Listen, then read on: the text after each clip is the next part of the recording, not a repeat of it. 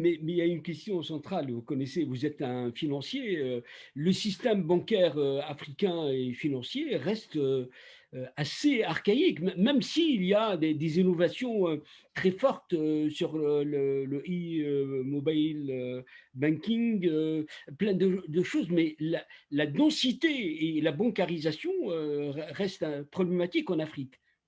Tout à fait. Déjà, dans toutes les régions du monde, les banques vont rarement sur ce qu'il y a, sur les secteurs ou sur des segments qui posent de risque, parce que c'est cela leur métier.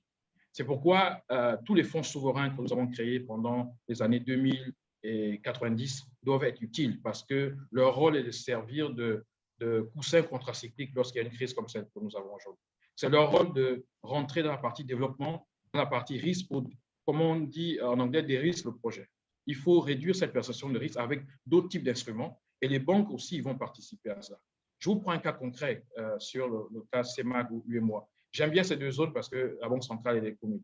Qu'est-ce qui aujourd'hui empêche d'avoir une partie du portefeuille de réserve qui est investi dans les titres A, 2A, 3A, une partie, un mois de réserve, en cash collatéral sur des investissements?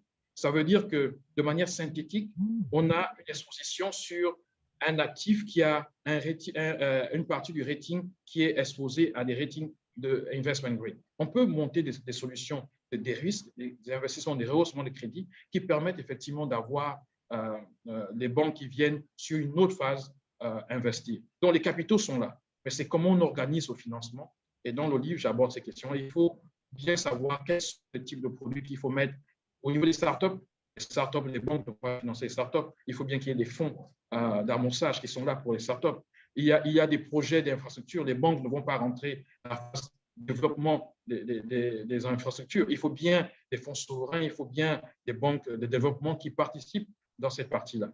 Et la banque fera son boulot. Et dans ce cas, il faut bien admirer ce qui se passe sur le continent aujourd'hui. On voit un développement magnifique des banques régionales africaines qui sont en train de s'installer partout, qui ont une expertise, qui font venir la diaspora, et cela doit être encouragé.